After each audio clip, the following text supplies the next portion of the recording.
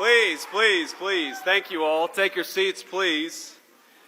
I gotta say, it feels like a great homecoming to be here in Lima today. I'm so thrilled to be with you all. Now, I gotta say, my chief of staff, who's a great guy, he told me, thank you. You probably don't know who he is, but you're celebrating him anyway. He just got engaged, actually, so I'm very proud of him. He's doing things the right way, but, he told me on Monday, which I guess is yesterday, he said, sir, I think we might have to cancel this trip to Lima. And I said, I'm not canceling this trip to Lima for anything. I've been looking forward to this for months. We're not canceling this trip to Lima.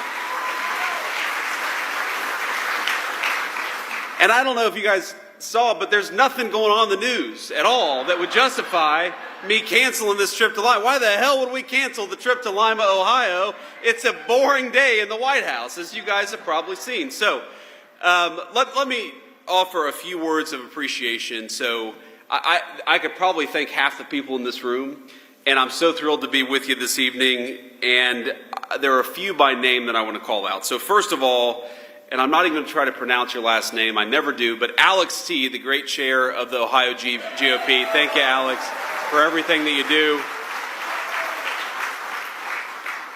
I've got to thank, and this is, guys, you should be glad I asked about this. I thought, because it says here, Senator Tony Schrader, but I know Tony. And he's not a lowly politician. He is actually the guy who operates behind the scenes. So our great GOP Central Committee man and also the chair of the Putnam County GOP, Tony Schrader. Tony, where are you, man? I love you.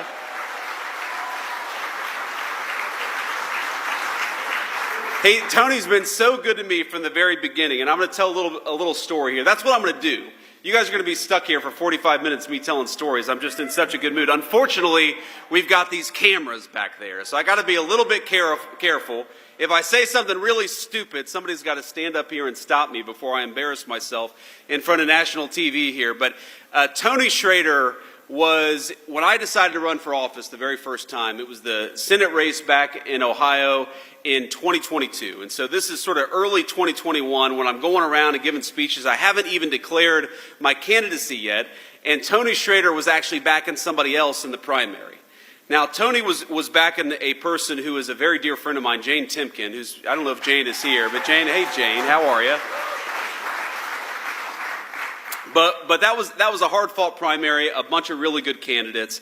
And eventually, of course, I won that primary and won the race. But Tony worked harder for me maybe than anybody in all of Northwestern Ohio. I mean, he knocked on so many doors. You remember, Tony, we would have events with volunteers where we would knock on more doors than I thought humanly possible. And it was all because Putnam County GOP is an incredible organization led by an incredible guy. So thank you, Tony, for everything that you do.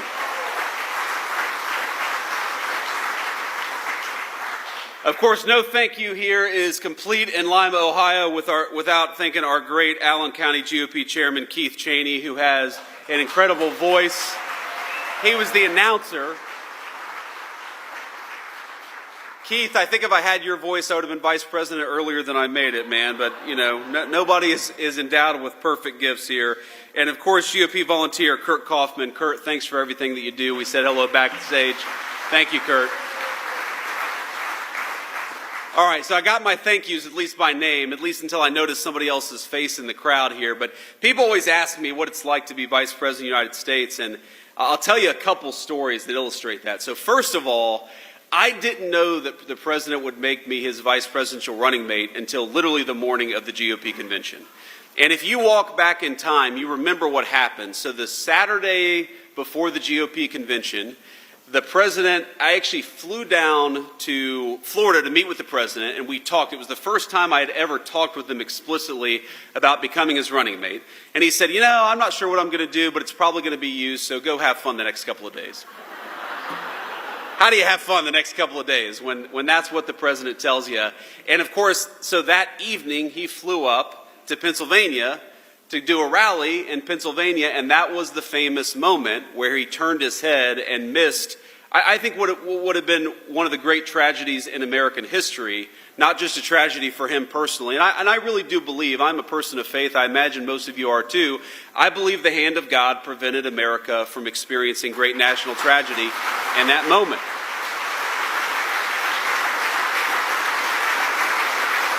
But so I call the president that night. It's probably 2 in the morning at this point. I call the president that night. Remember, I had just met with him that morning talking about becoming his running mate. And I'm like, sir, how you doing? And he's like, I'm fine. He'd just been shot in the ear. I'm fine.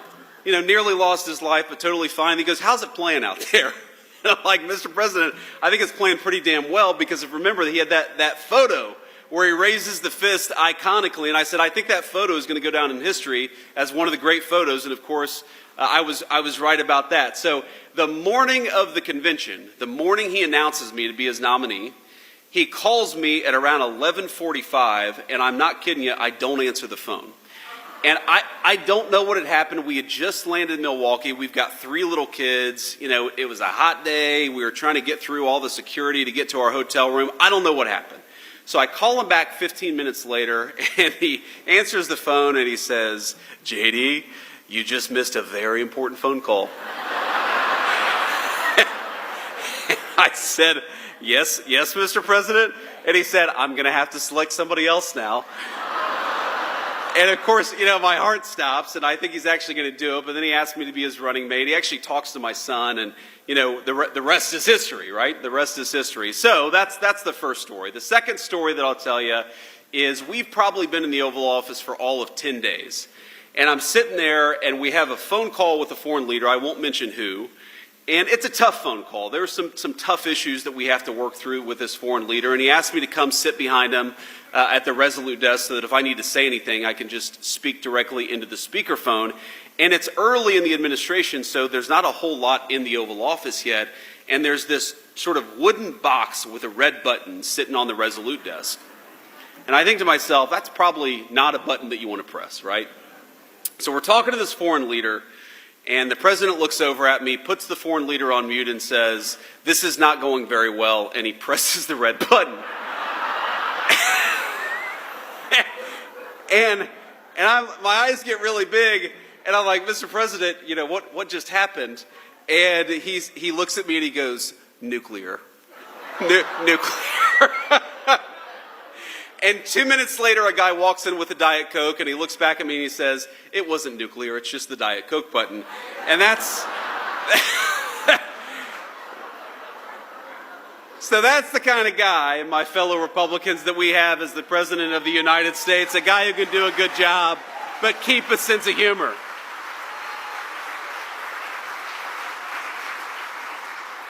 And I've learned a ton, even in 130 days, 140 days, however long we've been in office. I think I've learned more, I've had more on-the-job training than I think any person in the history of having a job for all of about 5 months. Because the thing that I've learned about the President of the United States, and I guess I kind of knew this a little bit, but I've really learned it seeing him interact with foreign leaders, with congressional leaders, and just doing the job of President of the United States is what makes the president so successful is he has the best instincts about people of anybody that I've ever seen in my life. He knows when somebody is selling him a load of BS. He knows when he's making progress, when he needs to cut something off. He knows when he's dealing with somebody that he can trust, and he knows when he's dealing with somebody that he can't trust. And I think if you think about everything that comes across the president's desk, I mean, just on, I guess this is yesterday, on Monday alone, the President of the United States, of course, we were trying to figure out what we were doing with the Israel-Iran situation. Of course, we had just launched the wildly successful attack that destroyed the Iranian nuclear facilities in Fordo and elsewhere. Thank you. But we know the Iranians are going to counterattack, and we're kind of trying to figure out, is it going to be a real counterattack, or is it going to be something more symbolic, more face-saving? He's dealing with congressional leaders about the one big beautiful bill that cuts taxes on overtime, cuts taxes for tips. Thank you. Really is the most important generational tax reform that we've had in this country in 30 years, and also provides billions of dollars to replenish the southern border funding that encourages us and empowers us to kick out the illegal immigrants and to stop the flow of illegal immigration into our country. So we're doing all these things, and that's just one Monday at the White House, and there's no person that could possibly, read all the briefing materials, the tens of thousands of pages of background on all this stuff. But what you need in that Oval Office is you need somebody with good instincts. You need somebody who can tell when a person is negotiating on behalf of the American people, and you need somebody who knows when they're negotiating against the interests of the American people. And I'll tell you, you do not want to be a person in Donald Trump's Oval Office who's negotiating against the interests of the American people, because they'll throw you the hell out and tell you exactly what he's going to do. And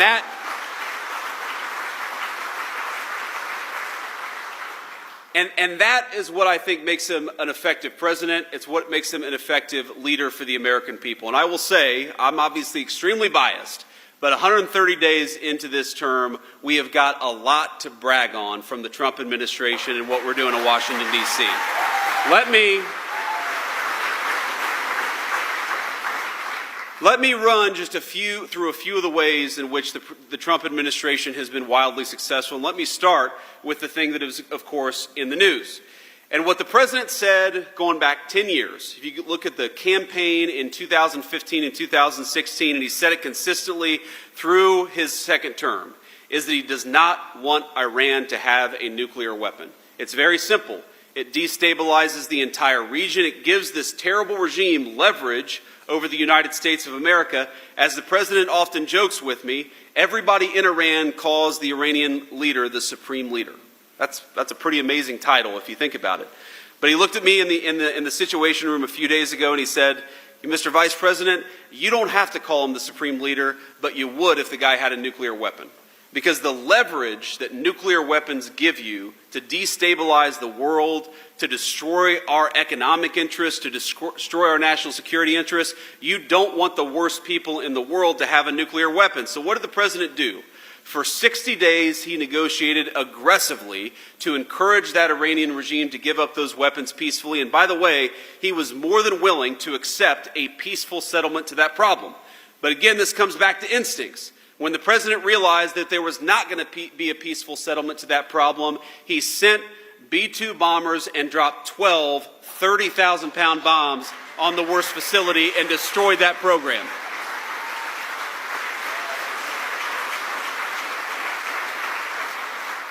And I think there are a lot of Republicans, by the way, I count myself among them, who after the past 25 years, they don't want to get involved in another long-term, protracted Middle Eastern conflict. We all saw what happened with Iraq and Afghanistan. And so what I call the Trump doctrine is quite simple. Number one, you articulate a clear American interest, and that's, in this case, that Iran can't have a nuclear weapon. Number two, you try to aggressively, diplomatically solve that problem. And number three, when you can't solve it diplomatically, you use overwhelming military power to solve it, and then you get the hell out of there before it ever becomes a protracted conflict. That is the Trump doctrine.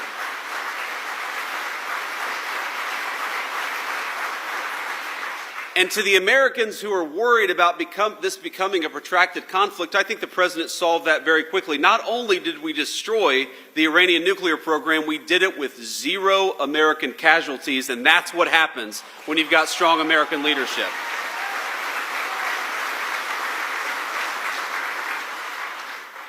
Now let me talk to you about something else. For every month that you've got inflation numbers and jobs numbers and wage numbers coming out, I'll come into the White House and I'll say, that this happened now about 5 times, where seems like every economist and every financial journalist in the world says that Donald Trump's policies are going to lead to higher inflation. They're going to lead to lower jobs. They're going to lead to lower wages.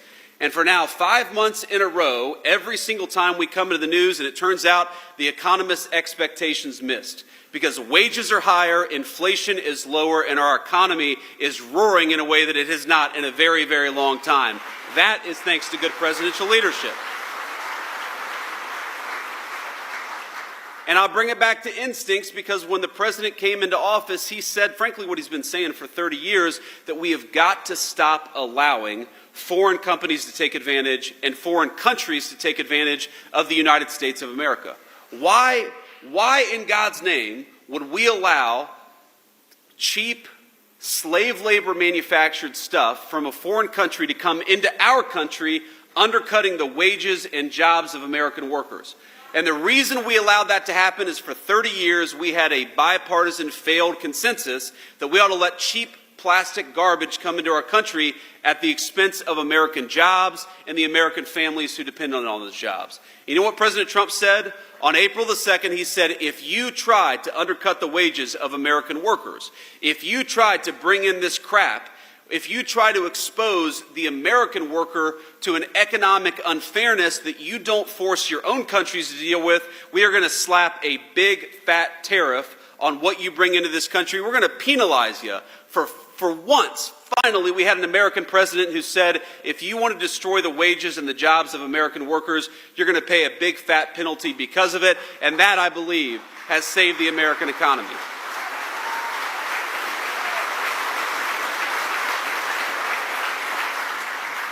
If you want to undercut American steel, you're going to have to pay a tariff. If you want to undercut American auto workers, you're going to have to pay a tariff. And all the economists said, well, what this is going to do is going to produce inflation. And no, what the president said is what it's going to do is one of two things. Number one, it's going to force a lot of people to move their factories back to the United States of America. And we've seen more foreign investment in the past 130 days than you've seen in any 130-day period in the history of this country.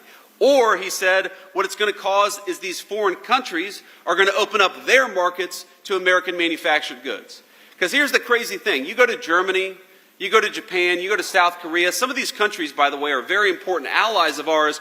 But how many American-made automobiles do you see on the streets of these foreign countries? Very often, zero. But we allow all of these countries to come in and do business on our shores. Well, the deal is fair trade. If we're going to let you do business in the United States of America, you damn well let us do business in your country, because that's how we create prosperity for American workers.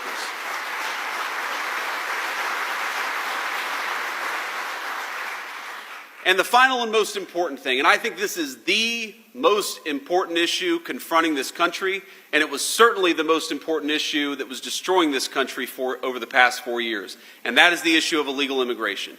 Now, if I had stood here in October of 2024 and you had told me that after 45 days of the Trump administration we would have illegal border crossings down between 95 to 99%, I would have said, whoa, whoa, whoa. I believe the president is very serious about this, and I believe the president is very effective. But there is no way that we're going to have illegal border crossings down that much, and I'm happy to report that 1.5 months into the Trump administration, we had illegal border crossings down 99%. It was a radical success, and it happened very quickly.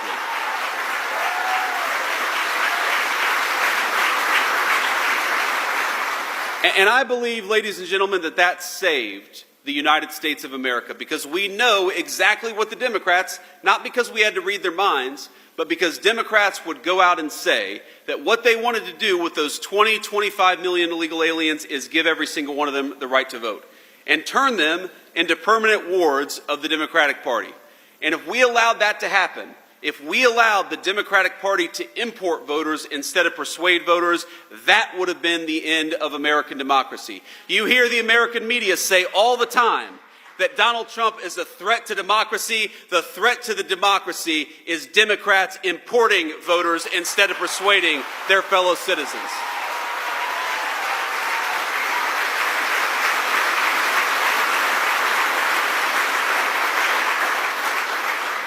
And now we have largely solved that problem. If you look, for the first time in 50 years,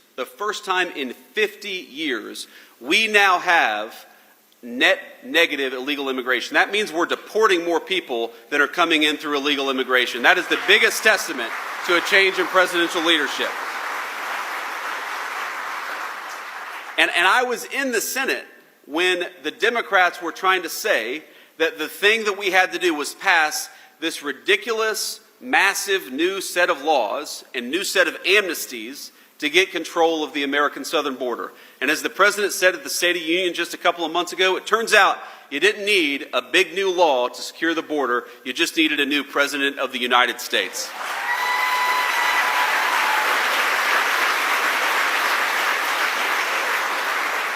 So we've done all these things with effective presidential leadership, and of course we've got a lot of good guys in Washington, D.C. who are working very hard. And I want to give a shout out. I don't believe that they're here. I actually believe that John Houston and Bernie Moreno, hopefully they're in Washington, D.C., working on the big, beautiful bill. They're doing a great job. And we are lucky in the state of Ohio to have great political leadership across the board.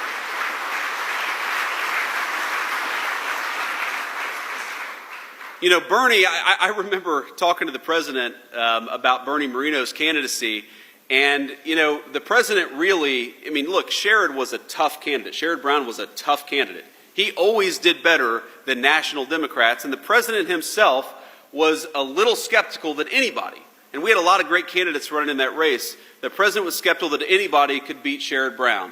But I think what we showed him in the Ohio GOP is that while we had a reputation for a very long time as a purple state or even a blue state, thanks to the hard work of people, many of whom are in this room, I think Ohio is now solidly red. It's going to stay red for a very long time.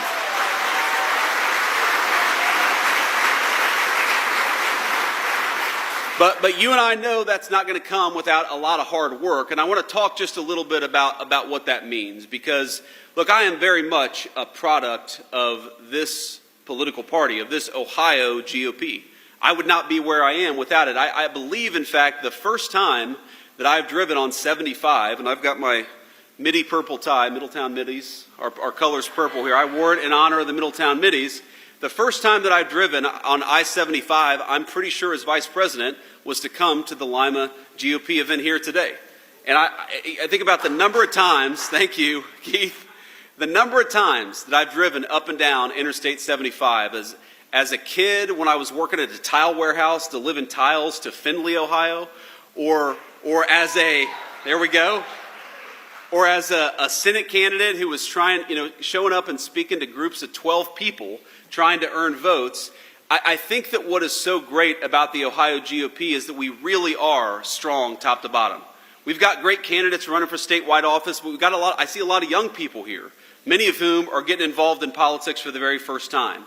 And I got to tell you, I've lived a very blessed life in politics. The president, he always gives me a little crap about this. He says, JD, you came out of nowhere, you were a senator, and then all of a sudden you were the vice president of the United States. I don't think anybody has had that much success in politics except for me. That's what the president always said. I was like, thank you, sir.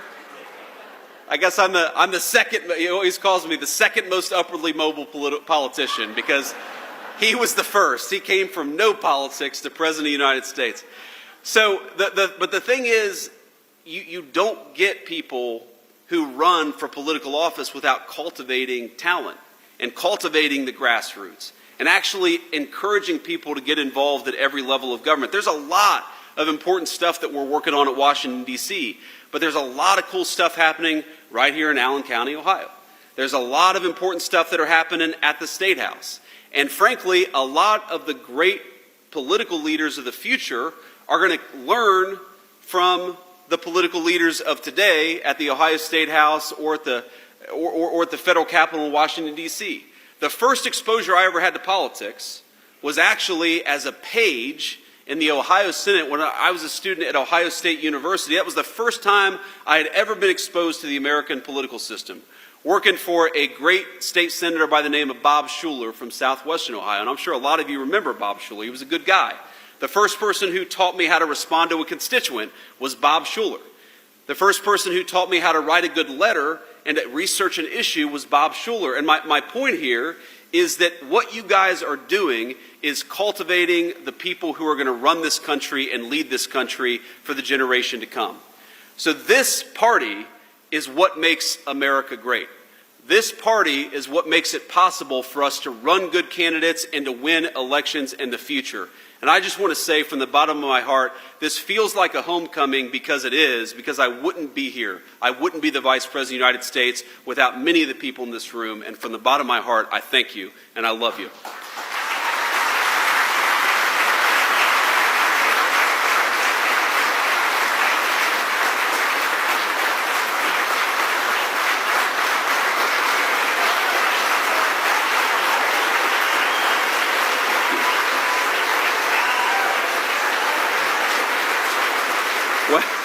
Thank you, thank you. I should quit while I'm ahead, honestly. I should just walk out the door now. I'm not going to do much better than that, I think. But that was another crazy thing that happened on January the 20th. Man. So I called the president on January the 18th, and I said, sir, I know the inauguration is very important, but let's be honest. The vice president is not the most important at the presidential inauguration. The president is. So would you be okay if I, put my hand on the Bible, took the oath of office, and then headed south to attend the national championship game as the vice president of the United States? Because that's a very important, skip all the inaugural balls. Usha, who I think all of you have come to love as second lady, she's doing a great job, and I'm proud of her. I don't know, honestly, how much Usha really wants to wear high heels for 9 hours on that day anyway, so just let us go to the national championship game. The president was like, no, JD, I can't do that. You got to be there. But to walk you through that day, so we do the inauguration, and it's crazy. You're going from one event to the next. And I show up to the very first ball, which was the Commander-in-Chief's ball. And because I've got, you all, every single one of us here has been to a wedding on a Saturday during a very important Ohio State game.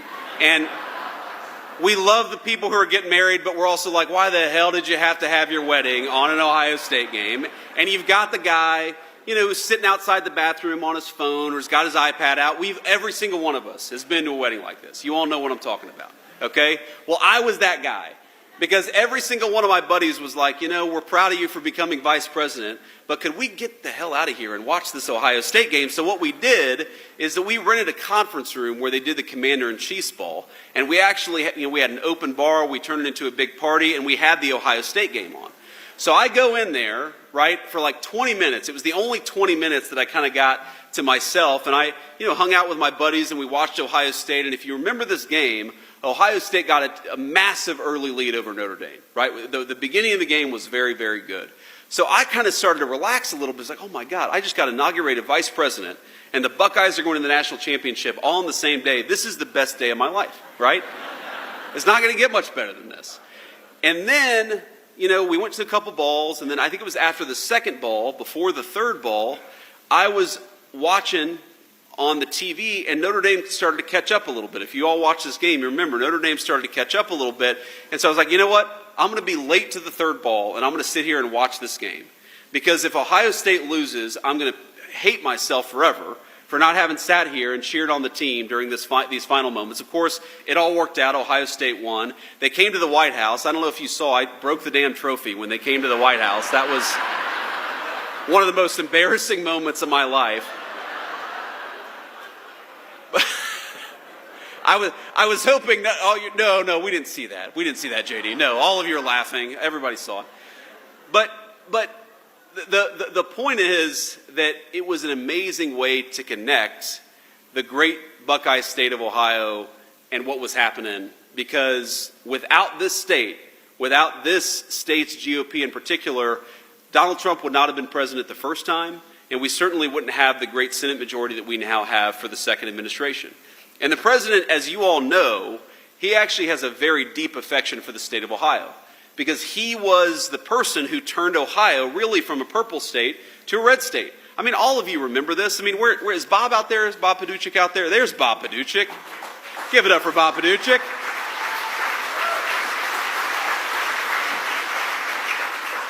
But, back in the day, there was this idea that, all the polls even, right, Bob? At least all the public polls were saying that the president was going to lose Ohio, and then he won Ohio by 8 points. And, of course, he won it by a much bigger margin the second and third time around. But he recognizes that what this state represents is hardworking, patriotic Americans who feel abandoned by the Democratic Party, and the Republican Party is now the home for people who work hard, who play by the rules, who want to live in safe communities, and just want a government that looks out for their interests and no one else's interests. That's what this party is ultimately all about.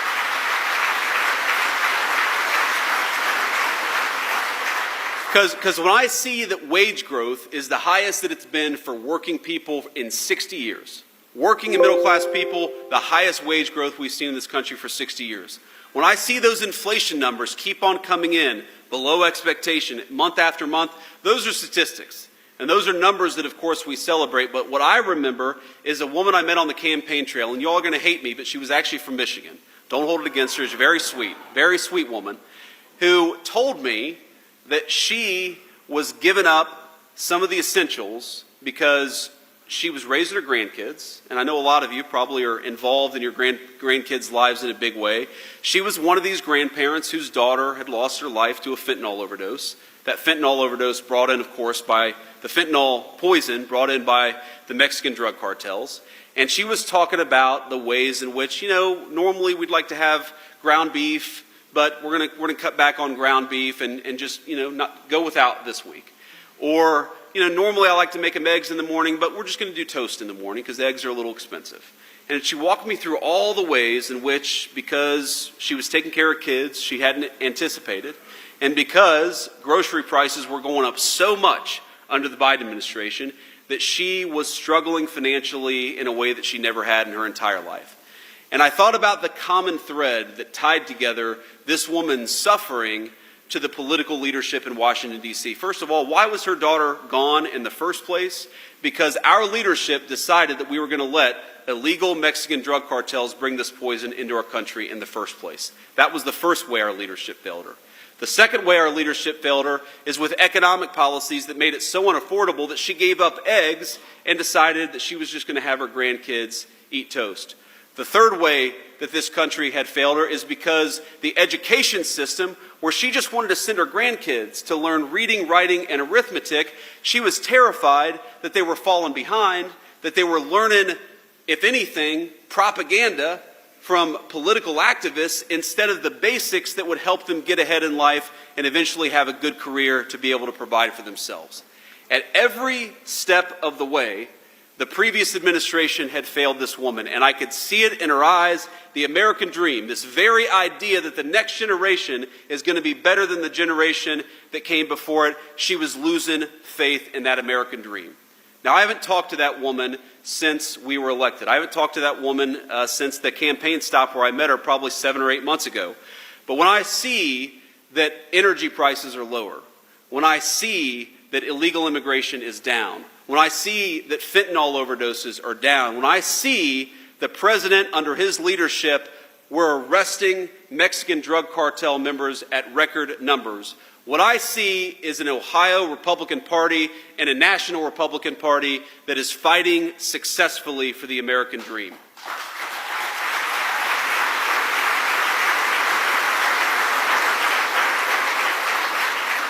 So what I'd ask all of you, when you're going out there and you're knocking on doors, when you're going out there and you're making phone calls, when you're contributing hard-earned money to political candidates, when you yourself are running, because I know it's not always easy to be a political candidate. Trust me.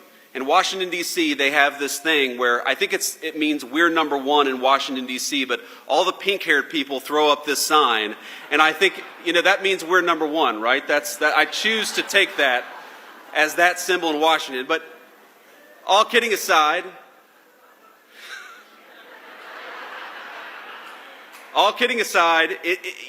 sometimes this job of politics is inspiring, and sometimes it's hard work.